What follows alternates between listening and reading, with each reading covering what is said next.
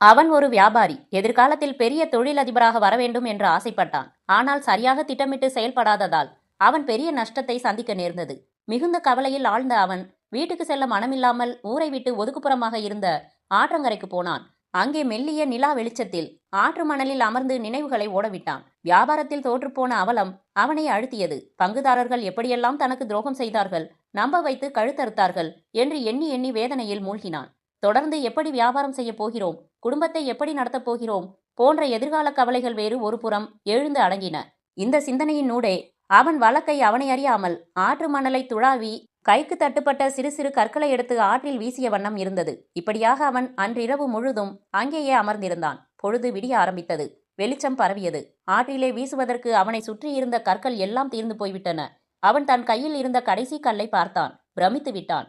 காரணம், அது சாதாரண கூழாங்கல் இல்லை, விலை உயர்ந்த வைரக்கல். யாரோ கொள்ளையர்கள் தாங்கள் கொள்ளையடித்து வந்த வைரக்கற்களை ஆற்றங்கரையிலேயே தவற விட்டுவிட்டு ஓடியிருக்கிறார்கள். அவற்றைத்தான் அவன் இருட்டில் இன்னதென்று அறியாமல் எடுத்து வீசியிருக்கிறான். ஒரு வகையில் பார்த்தால் நம்மில் பலர் அந்த வியாபாரி மாதிரிதான்.